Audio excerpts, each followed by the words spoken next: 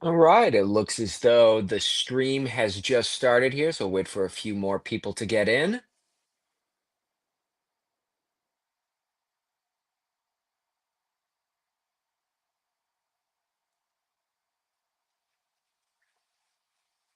We'll let a few people hop on here. All right, greetings from a different look here today. You're looking a little bit behind the scenes of the NewsNation Middle East Bureau here in Tel Aviv, I suppose. And it's a busy news day, and the Middle East isn't necessarily the top story that we have that's going on today.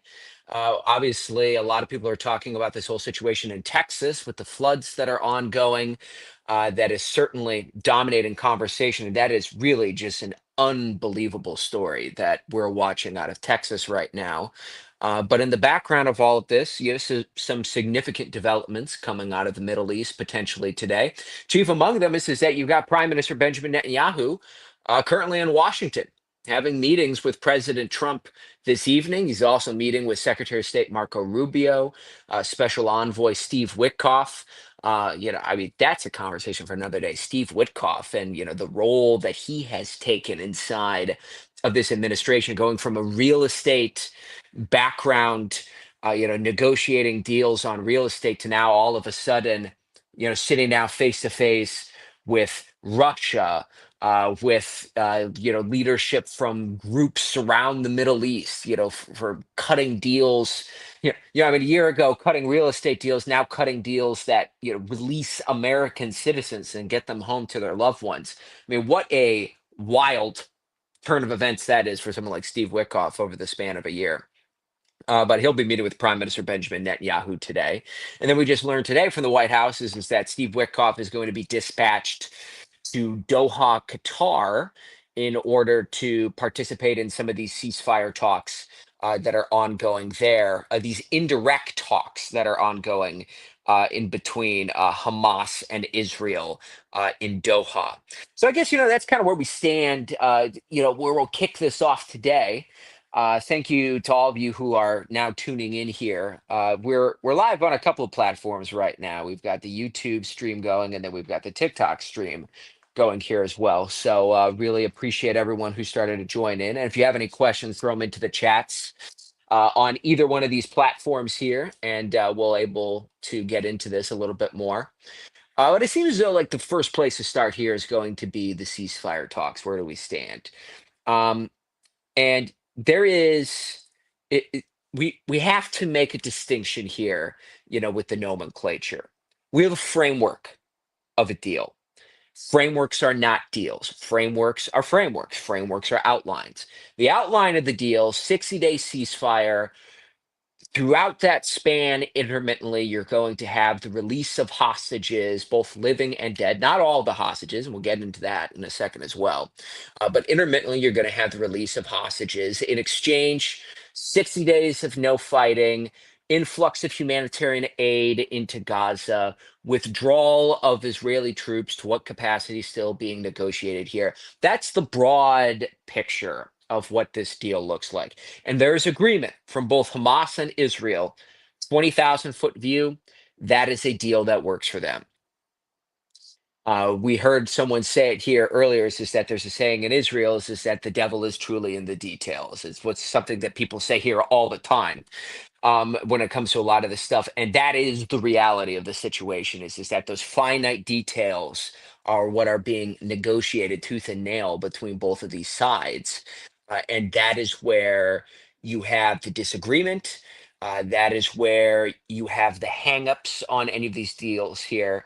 And I think the one that is without question most central here, that no one has been able to answer, is what happens after this war concludes. Who is going to be in control in Gaza?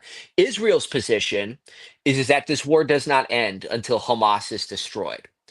Hamas's position is that this ceasefire deal must lead to the ending of the war, which will effectively leave them in power in Gaza. So there you go. I mean, there's the gap right there that needs to be bridged in some way, shape, or form. And rhetorically speaking, I mean, how do you do that?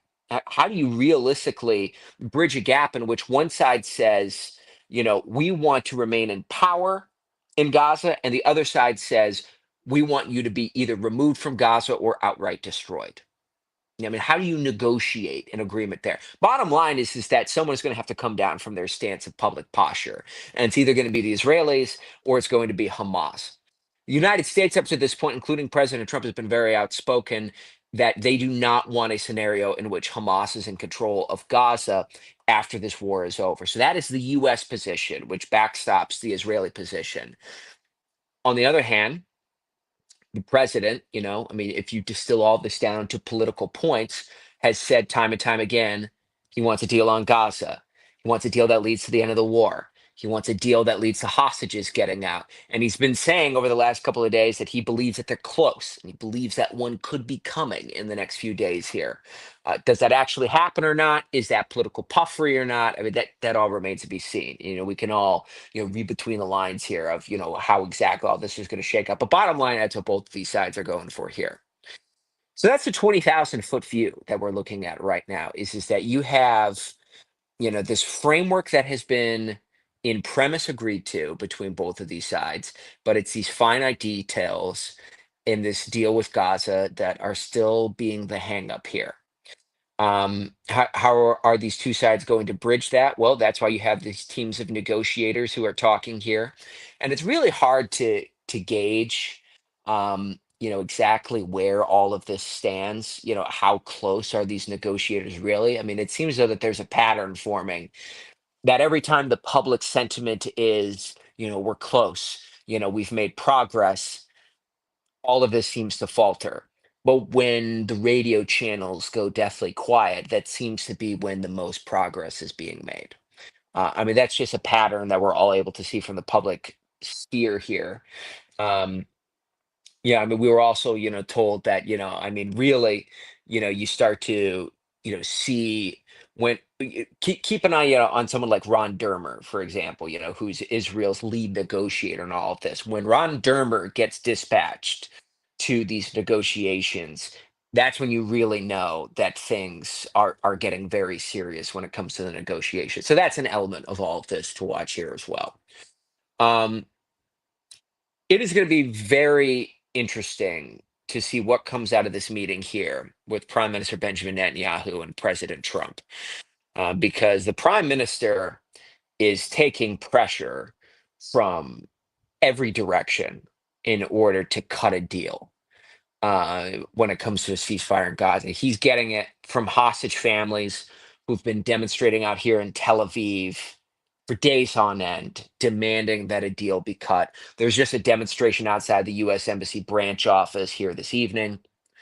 Um, then there's the pressure that is coming from the international community when it comes to the humanitarian situation in Gaza, which, to be frank, Israel cares the least about, when it comes to the international pressure and their international standing.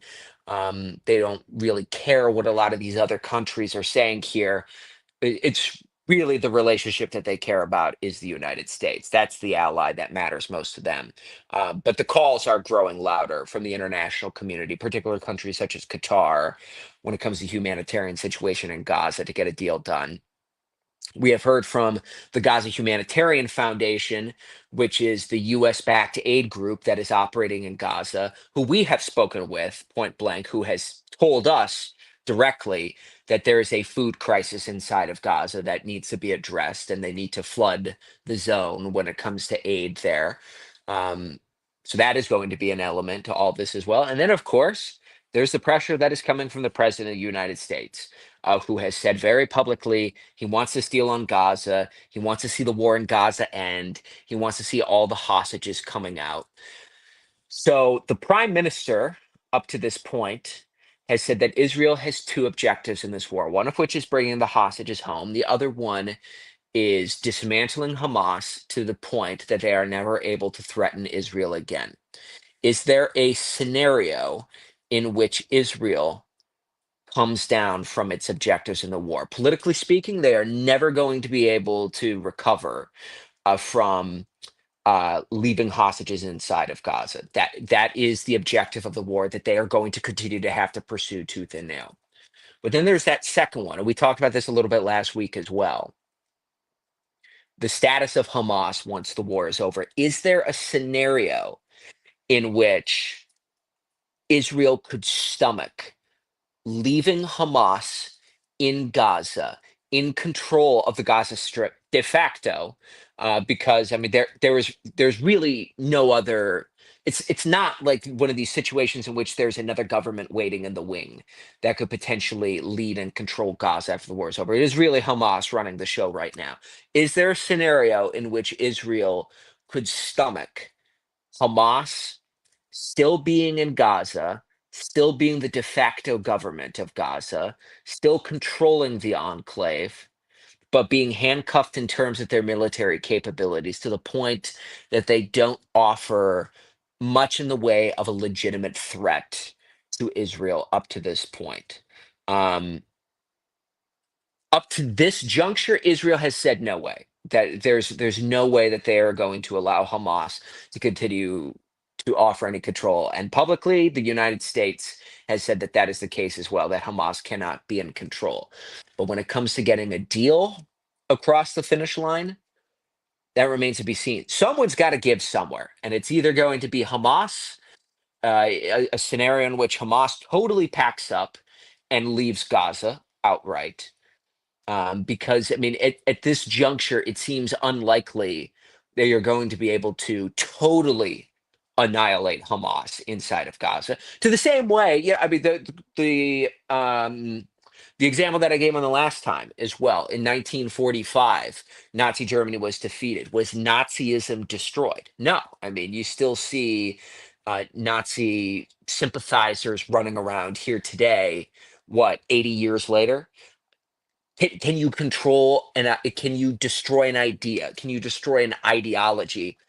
I mean, most every expert in this sphere would say no, you cannot. Despite the fact that you hear a lot of public comment coming from the Israeli leadership that Hamas has to be outright destroyed, can you really achieve that objective? Most would say in its entirety, probably not.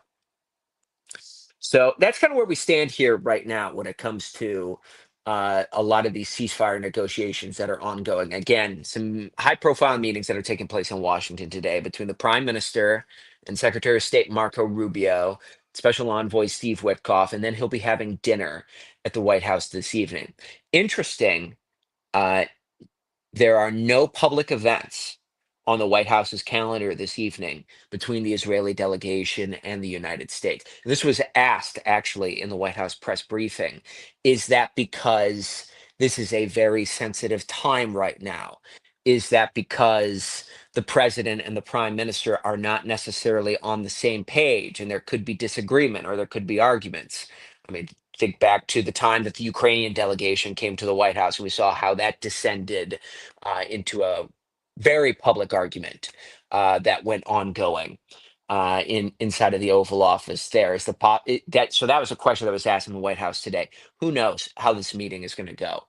Um, but a lot has happened in the last couple of weeks. I mean, you saw the United States carrying out those strikes on Iran to disable Iran's nuclear capabilities. To what extent? Obviously, that's all still being argued here. But the White House's position is to set Iran back years. And then you also have the way that the United States and Israel have been publicly on the same page about the future of Iran's ambitions, the future of Iran's nuclear program, and also you have seen this broad picture that is being painted in the region here. It is very clear that the White House's end game, what they are really shooting for right now, is a second Abraham Accords. And the countries that continue to get tossed around as the new nations that would open up diplomatic ties with Israel: Syria, Lebanon, Saudi Arabia. It is wild that we are talking about the possibility, the realistic possibility of Syria opening up diplomatic relations with Israel, considering how frosty this has been for so long. But you see the early mechanisms turning. I mean, they raised the American flag at the old U.S. Embassy in Damascus just a few weeks ago. And there is really in Secretary of State Marco Rubio's latest conversation with the foreign minister of Syria, um, they have expressed that they want to reopen the U.S. embassy that is in Damascus. What a turn that is. Look at Lebanon. Um, with the way that Hezbollah's capabilities have been so crippled, and their ability to have influence in the suburbs of Beirut has been so greatly diminished, and their ability to carry out strikes on Israel has been greatly hampered. Now you are starting to see media broadcasters in Lebanon calling on Hezbollah to leave the country outright. You are seeing, as a result of all of this, the possibility, maybe one day, maybe in the imminent future, that Lebanon opens up diplomatic ties with Israel. What a wild situation that is. The pearl of all of this, the prized possession, would be Saudi Arabia opening up diplomatic ties, and that is for a multitude of reasons. Broad picture here. When you look at the Middle East, there is an inherent game of push pull between Iran and Saudi Arabia when it comes to influence over the region. And in recent years, there has been concern that Iran has too much influence over the region, and Saudi Arabia, which has avoided nuclearization, to any large capacity. Maybe they will avoid that in the future because they view Iran as less of a threat with the way that these strikes were carried out on their nuclear facilities. But bottom line, you have these two effective sides here in the Middle East.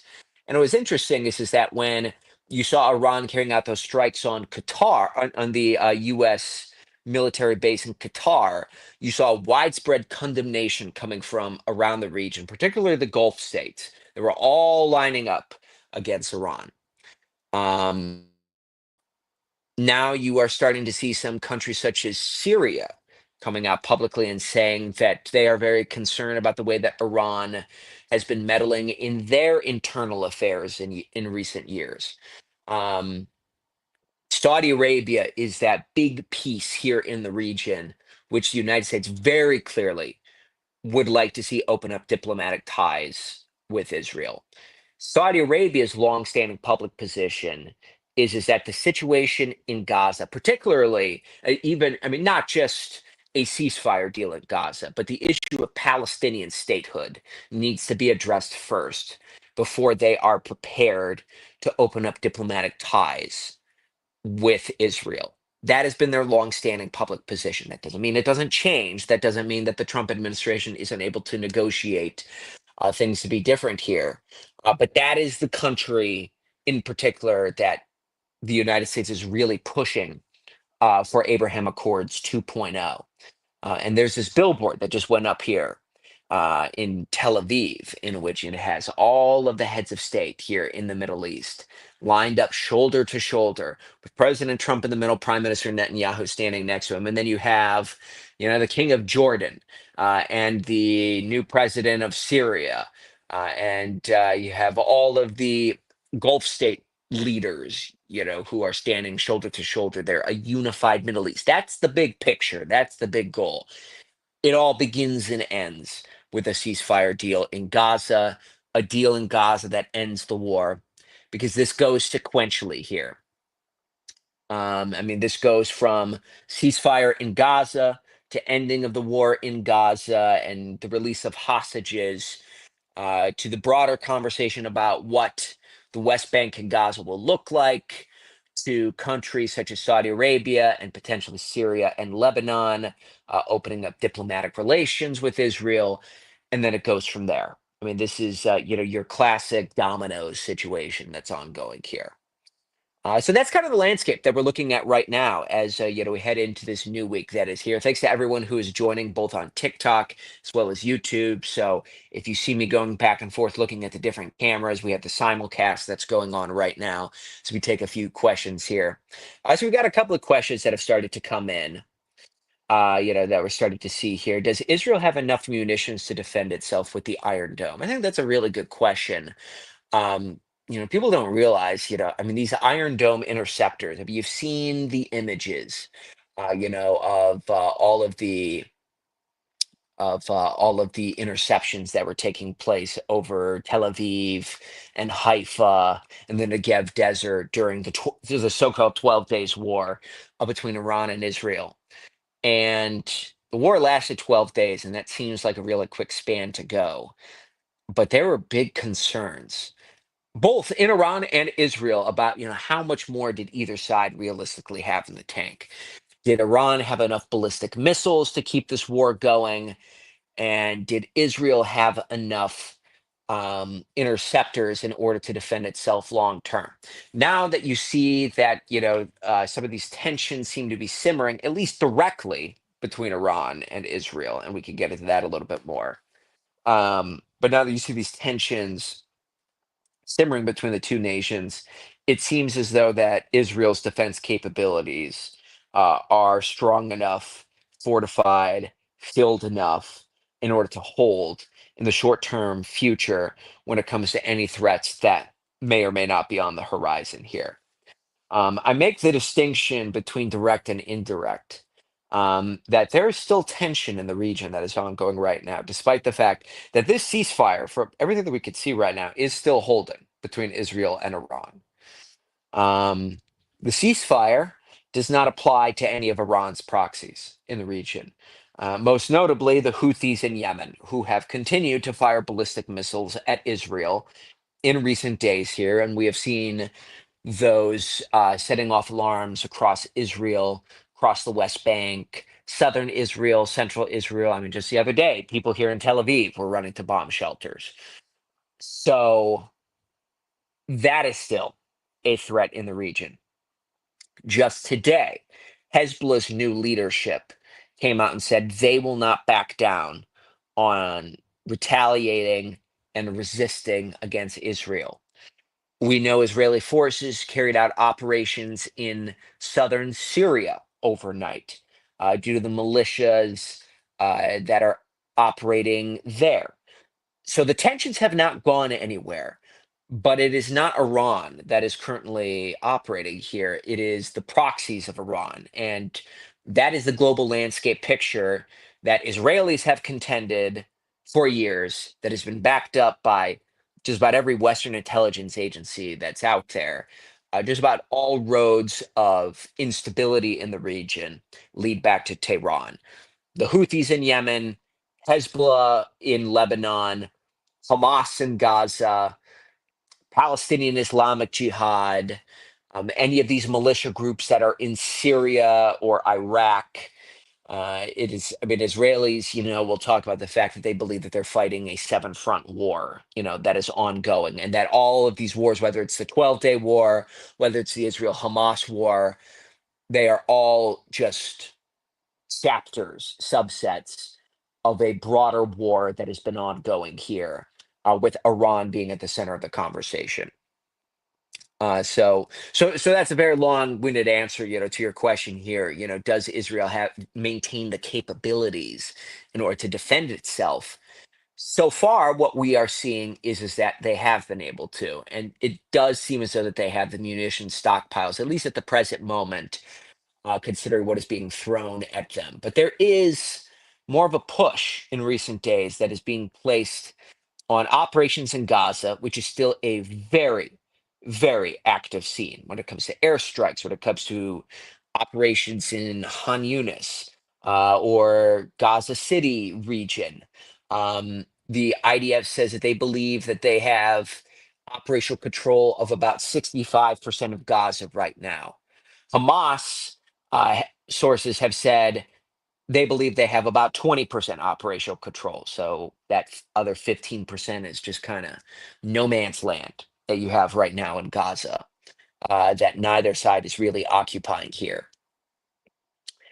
In terms of where that war in Gaza goes from here, I mean, it is so hard to say because you still see, I mean, it is a devastating war. You see the images that are coming out of Gaza, heavy intense fighting still ongoing. Hamas still does have some degree of capabilities, not really the ability to threaten Israel with rocket fire anymore, except for maybe some here and there short range rocket fire. We have not really seen any long range rocket or missile capabilities that they have been able to fire or launch at Israel in months on end here. So they don't really pose that level of threat here.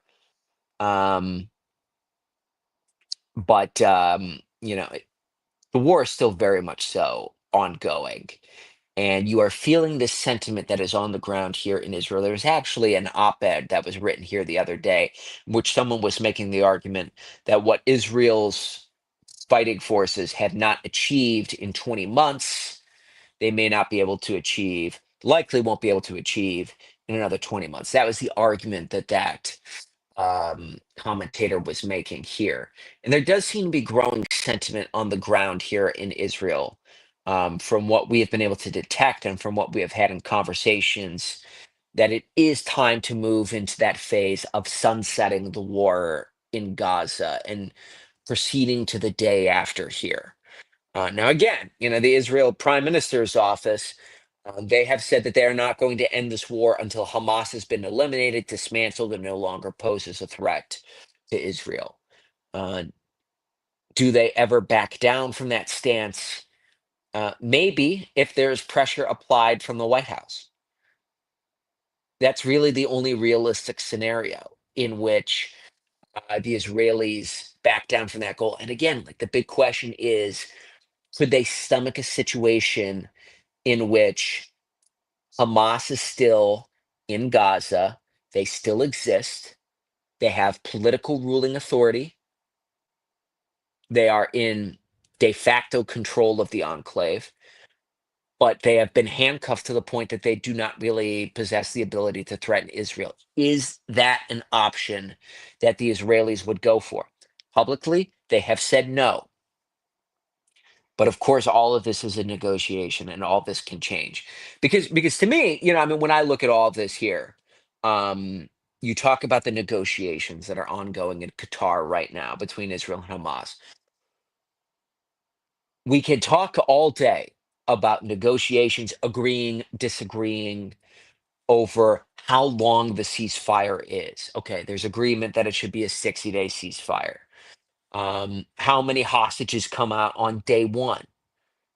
It seems as though that we've seen a number like 8 thrown around up to this point. Okay, so there's agreement on that. We talk about how much aid is going into the Gaza Strip as a result of this. We talk about, to what extent, does the IDF withdraw from Gaza? Okay, hypothetically speaking, maybe there's agreement on that. Okay, so there can be agreement on all of these different levels of this ceasefire hostage release deal, but the big one still has yet to be answered, which is the day after Gaza. And what role is Hamas going to be playing in the Gaza Strip on the other side of that? That is such a big gap to bridge, because you have one side saying, we are not going to stop until you are destroyed. And the other side is saying, you are going to stop and you are going to leave us in power. You see how big of a gap that is? I mean, I don't see how you're going to be able to negotiate past that. Someone is going to have to come down from their stance. It's either going to be the Israelis or Hamas. Maybe there's a scenario in which Hamas leaves, takes their ball, and goes home, and takes refuge in Qatar or something like that. I don't know. I mean, maybe there's a scenario in which they do leave. I don't see that realistically right now, but who knows? I mean, there are a lot of back channels that are active right now, and the role that Qatar plays in all of this, which is seeking a larger seat at the table in the international conversation here, especially with the United States.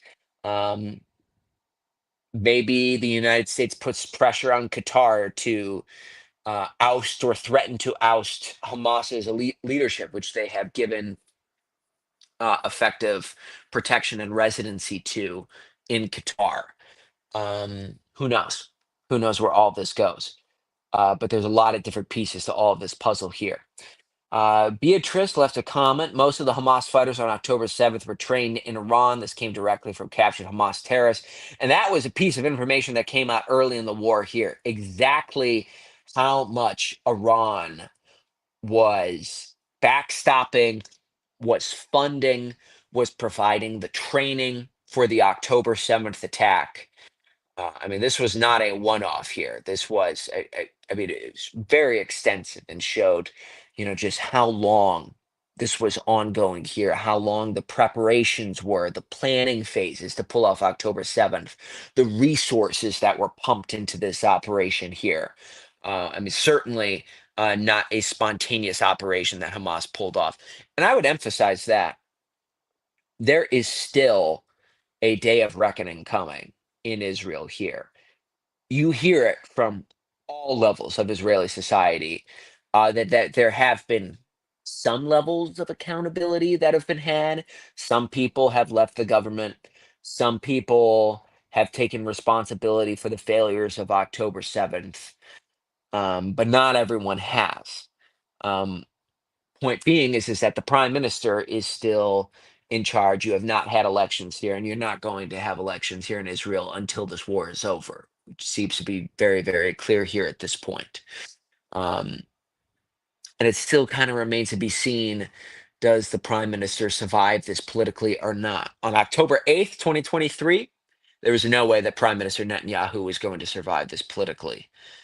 Today, Hezbollah pretty much dismantled. Iran greatly devastated. I mean, no matter which lens you look at it through, whether it's their ballistic missile capability, whether it's their nuclear program, and I mean that was a pretty one-sided war when you look at this.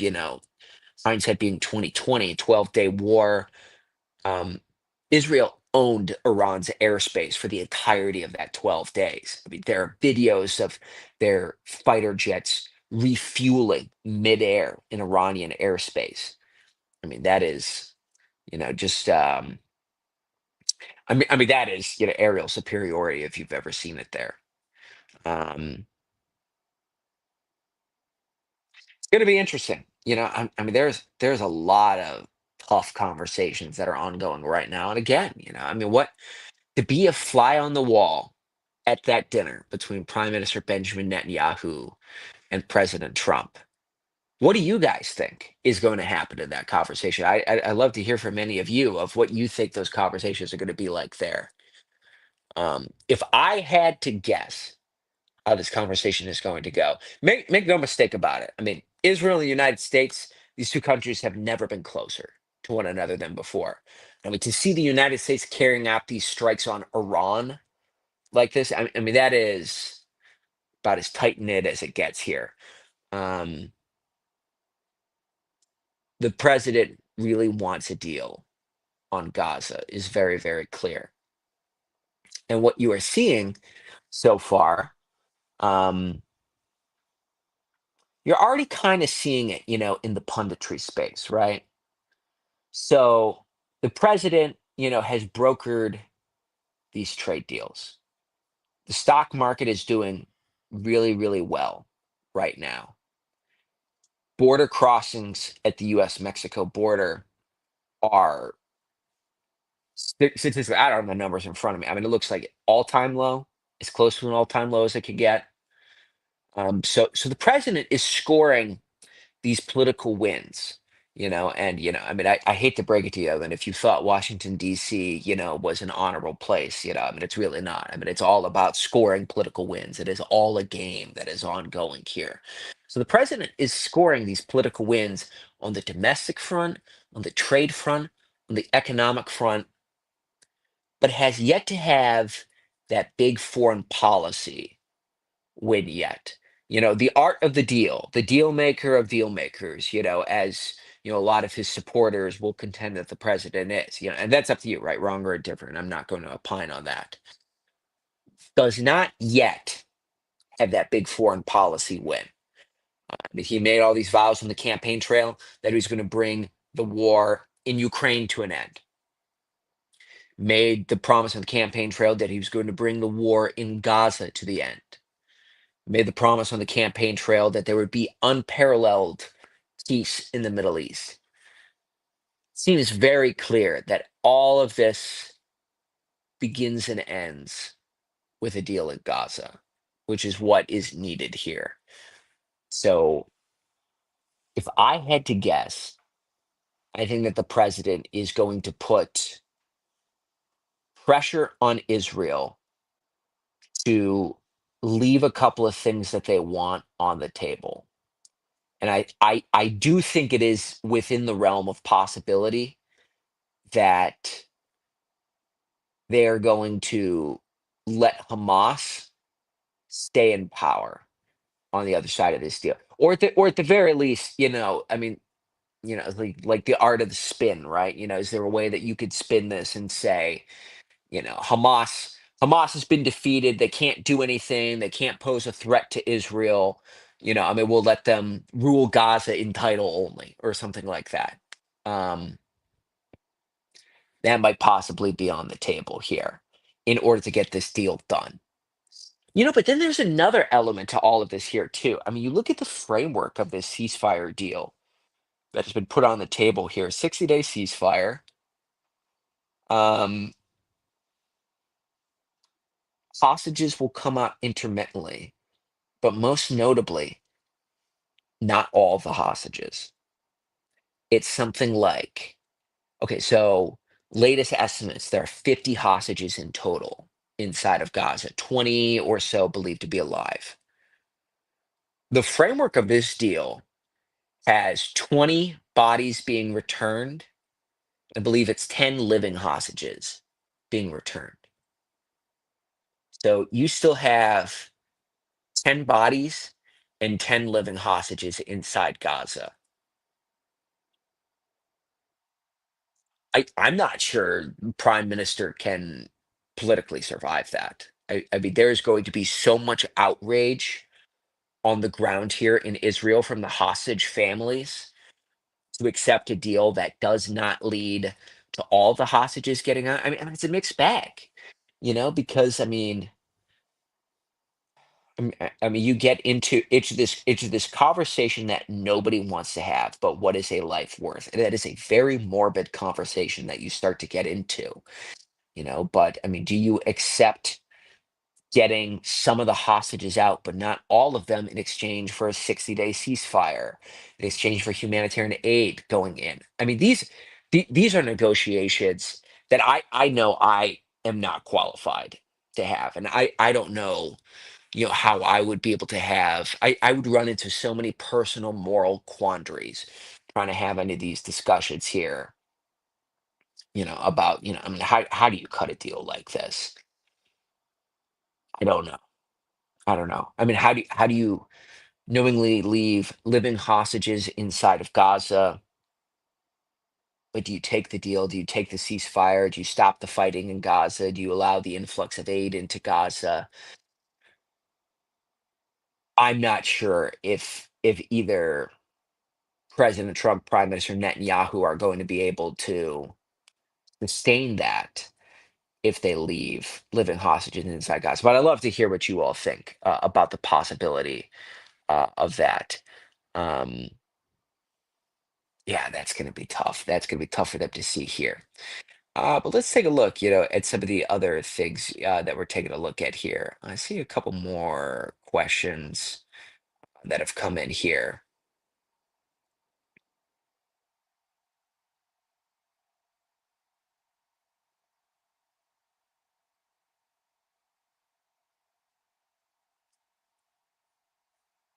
Yeah, one of the questions, that came in here. I mean, is a broader peace deal in the Middle East realistic? I think it is. I definitely think that it is right now. I mean, everyone is framing this specific moment in time as one in which, like, it never felt as though like there was more ripe of an opportunity in recent history for some kind of a broader peace deal in the Middle East to be cut. Um, because I mean, I mean, you are watching this major devastating war in Gaza that is ongoing here, and you are seeing the tensions with Iran, and it is interesting in which you are now starting to watch Iran's influence begin to slip through its fingers, particularly with many of the Gulf states, You have seen the way that they are really drifting towards Saudi Arabia and being much more unabashed about standing up to Iran publicly. Um, you are starting to see Syria come out publicly and say that they do not want Iran to interfere in their domestic affairs anymore. Lebanon wants Hezbollah to pack up and leave. Well, that's Iran's effective proxy that is operating inside of Lebanon. It seems as though that we are at this once in a lifetime opportunity potentially for something to happen that leads to a broader peace deal in the Middle East. And the president is really pushing this rather hard. Um, I really just can't emphasize enough how the last round of Abraham Accords really changed the landscape in the Middle East. And when you're looking at countries such as the UAE, Bahrain, um, Morocco, all opening up diplomatic ties with Israel here. Um, I mean, that was a big, crack in the armor to Iran's influence in the region here. And, I mean, while, I mean, the UAE and Israel, like never, like went to war with one another, never really, had those levels of tension, had those levels of direct conflict that say, Israel and Egypt had, for example. I mean, it's still highly significant to see Abraham Accords round one end up getting off the finish line.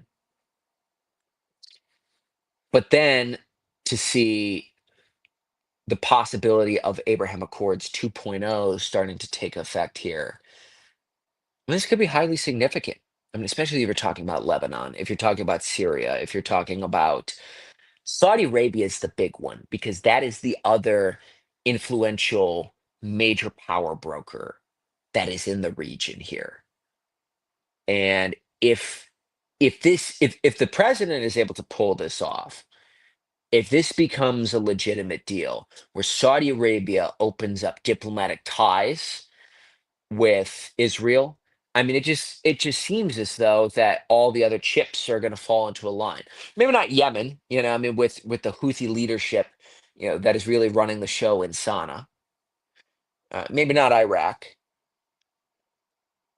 but I mean conceivably Oman, Qatar, maybe Kuwait.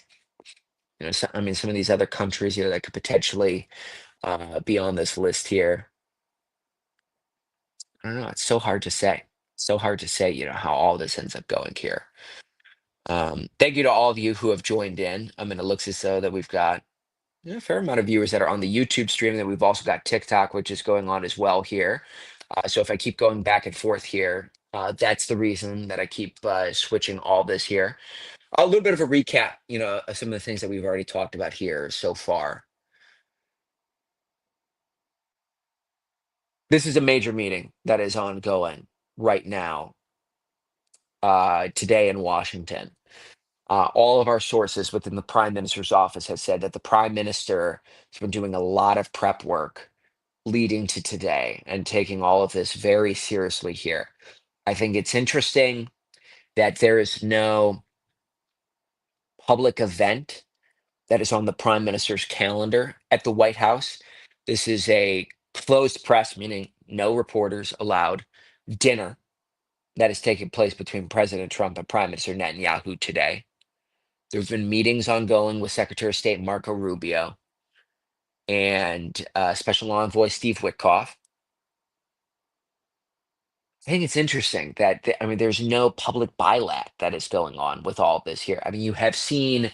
I mean, you think about that first one. I mean, the first head of state that came to visit President Trump under this term was Prime Minister Benjamin Netanyahu and the Israeli delegation. That says a lot of how important the United States views Israel, their relationship with the Israelis, and the role that they believe that this fellow nation is going to play when it comes to the geopolitics, of this present term here.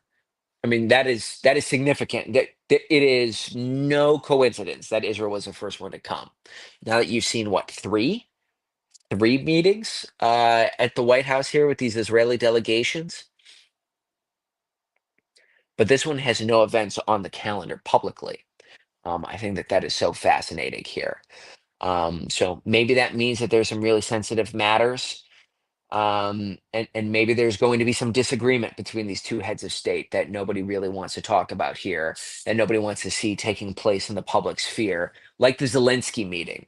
Um, I mean, this is purely my speculation, but I mean, it seemed as though that I mean, that some within the federal government, potentially even the president himself, wanted to see that play out in the public sphere, wanted to see that back and forth between Zelensky. Doesn't seem as though if there is public disagreement, that they really want to see it playing out in the public space. Um, Now you did have, now I mean, by that same token, when you were talking about the 12-day war with Iran, um, you had the president coming out and say that he was not happy with the Israelis with the way that they had brokered this ceasefire with Iran, and there were a couple of hours until the ceasefire went into effect, and that he was talking about how upset he was to see Israel carrying out these strikes, uh, you know, um, putting fighter jets into the air to go strike targets in Iran before that ceasefire was supposed to go into effect. You saw the president actually rather publicly criticizing the Israelis and saying that he got on the phone and told Prime Minister Benjamin Netanyahu to turn the planes around. That was really the only public spat that we've really seen between these two up to this point. Um, Outside of that, I mean, nothing has really trickled into the public sphere that we've seen so far between these two heads of state. But thank you so much to all of you who have tuned in, both on TikTok and on YouTube. Here, it's been going on for nearly an hour here. To those of you who have asked, how long are we staying in Israel for? I have no idea. We're staying here for the foreseeable future. There's no plans for us to come back to the United States at this point because it seems as though a lot could potentially be happening in the coming days. And you see the way that the president has been talking about how he really believes that a deal is going to come together. Maybe that's public political puffery. Maybe that's, part of the art of the deal, him trying to put his thumb on the scale and, move public sentiment or put something into the public sphere when it comes to getting some movement out of the negotiations, or maybe it's just a smoke signal that's going up. Impossible to really say, impossible to really know exactly what they think behind the scenes here. But the president seems to believe that something is going to happen.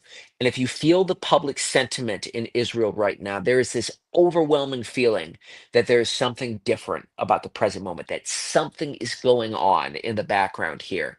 People on the ground here really believe that the moment is now, that something is going to happen, that a deal is going to come together, and the diplomatic wheels are going to start to turn that maybe leads to a broader regional peace conversation, or at the very least, a conversation what the day after Gaza looks like. People do really seem to believe that this is all very, very different here. Um, I could tell you that people on the ground here are telling us every day. One person even said it so well the other day that when the winds change in the Middle East, you feel it.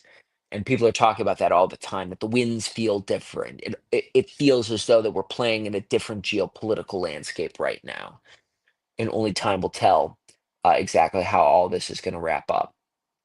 But again, thank you so much to all you who had a few questions that were here as well. Looks as though we've been ongoing for an hour or so here.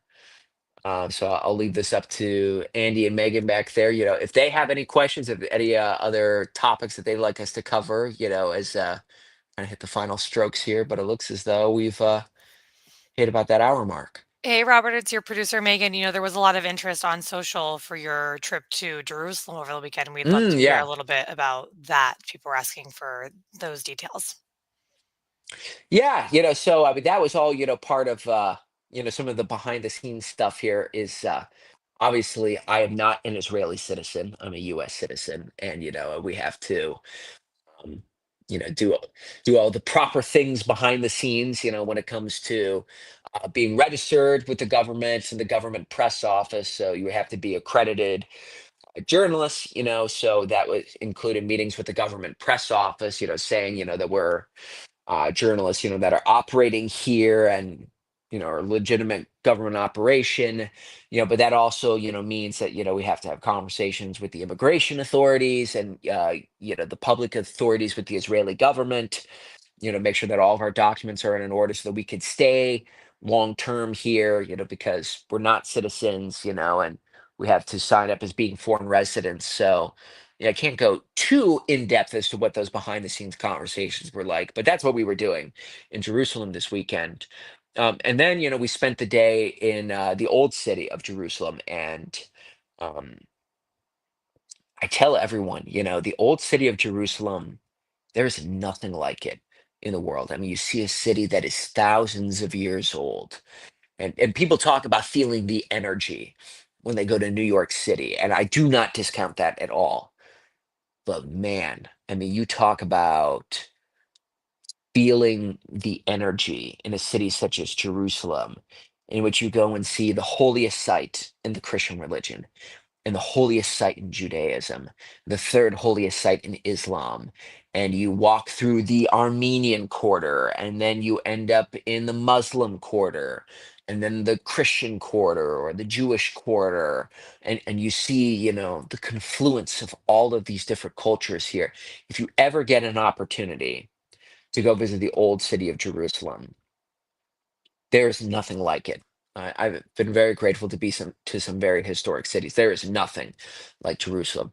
But I will also say, in this present moment here, things are very quiet in Israel right now.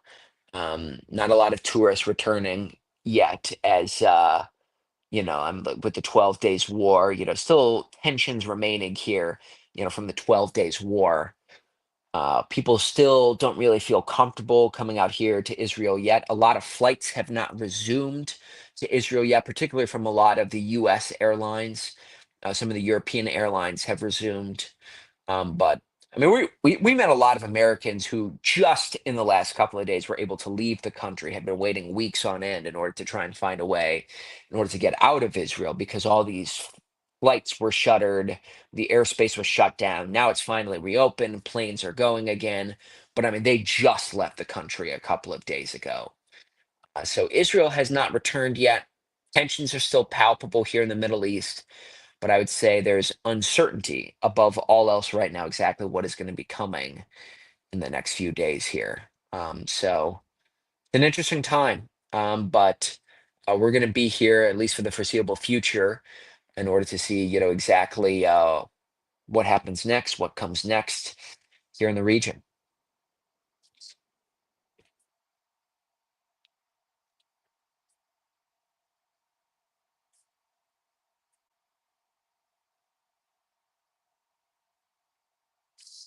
Go through TikTok and see if we have any questions to go through here.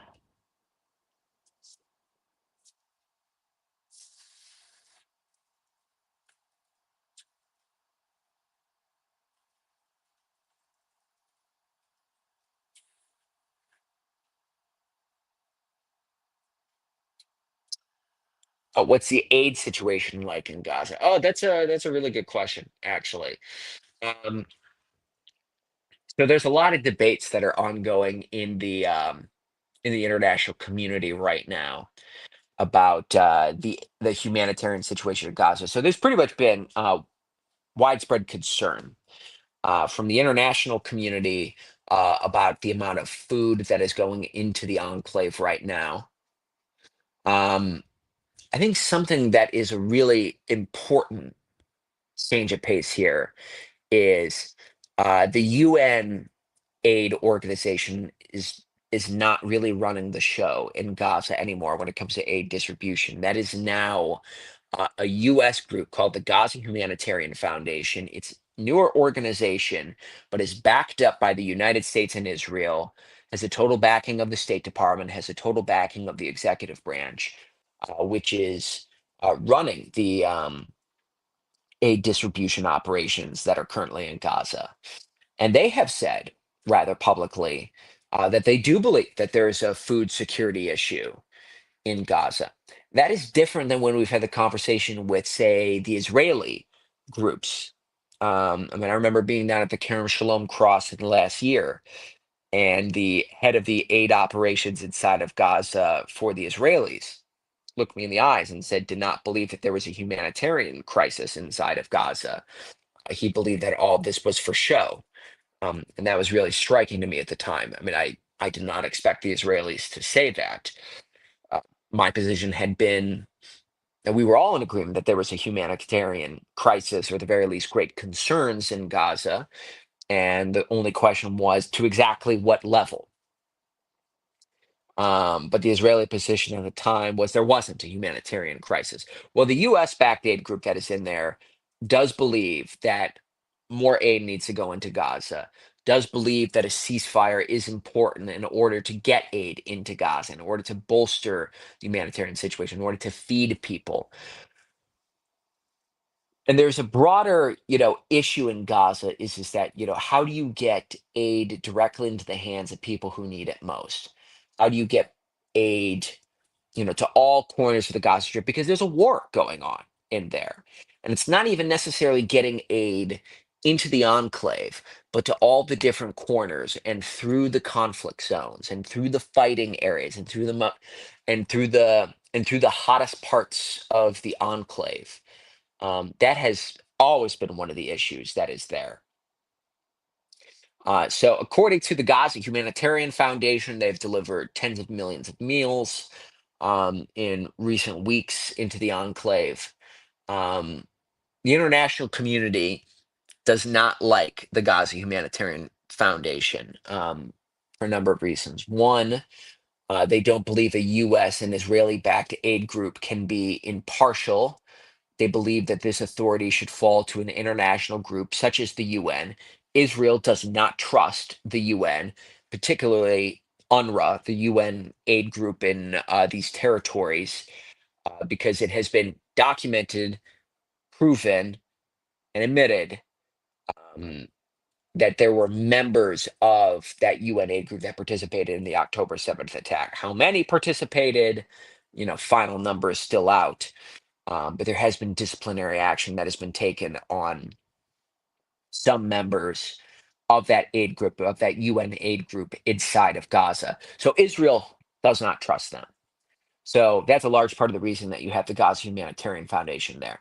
Nevertheless, the international community does not like the way that this Israel US backed group is in control of the humanitarian situation in Gaza. There have also been concerns um, from groups such as the UN and other international communities that aid distribution sites are not safe, that people are being killed or injured at any of these aid distribution sites. The Gaza Humanitarian Foundation pushes back on all of this. There's been acknowledgement of some incidents from some of the United States' allies, that there have been incidents that have taken place at some of these distribution sites. To what extent or not is not totally clear. Exactly how bad has it been remains to be seen here. Because there's still no access to members of the international press into the enclave. And that is something that we have been pushing for. NewsNation has submitted public letters and made public demands for access to international journalists to get into the enclave. Um, to this point, that has not happened with members of the international press. We're hoping that that changes soon. Um, but the bottom line is that there's a broader debate about humanitarian aid going into the Gaza Strip at to this point. Um, and that is part of the reason that you see some of these ceasefire conversations that are taking place here right now. About getting a ceasefire in place to flood the Gaza Strip with aid. Um, because I mean, even when you hear from the U.S. backed aid groups, they're saying not enough is going in right now.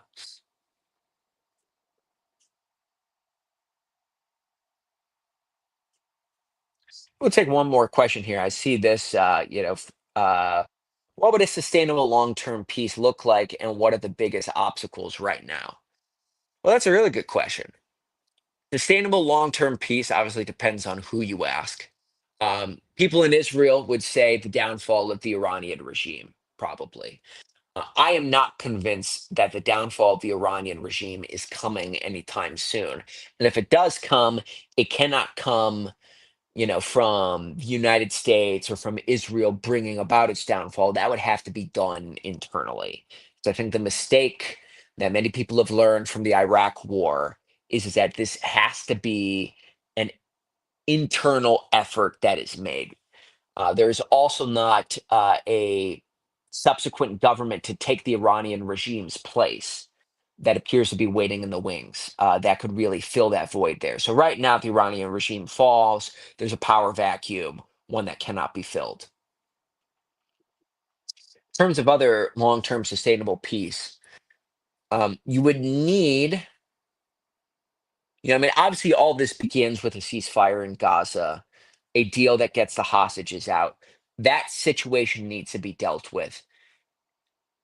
I think you would need a big player like Saudi Arabia to open up diplomatic ties with Israel and to have them be a part of the Abraham Accords. If that happens, if a major player in the region like Saudi Arabia opens up diplomatic ties with Israel, then in my mind, the stage is set for Israel, for Lebanon, for Syria to come into the fold, for the remaining Gulf states to have to open up diplomatic ties with Israel and enter an era of peace, and then you would really leave Iran on an island. I mean, it is very clear that Iran is the one that is creating all sources of instability in the region here. They're the ones who are funding all of the militias in Syria and Iraq. They are the ones who are backstopping Hezbollah in Lebanon. They are the ones who are bankrolling the Houthis in Yemen. So it really begins and ends with Tehran, I would say. And however, Iran's authority and influence can be stunted either through Abraham Accords 2.0 or the direct downfall of the Iranian regime. To me, that seems to be the biggest piece that is in all of this here. But that's a really good question here. And I think a lot of people here are hoping that there is a day in which that billboard that is now up in downtown Tel Aviv, where you have Prime Minister Benjamin Netanyahu, President Trump, and all of the heads of state in the Middle East standing shoulder to shoulder. There are a lot of people who are hoping that that day will come to fruition. Fingers crossed that it does, because a lot of people are hoping that this may be that moment in time in which peace in the Middle East can be realized.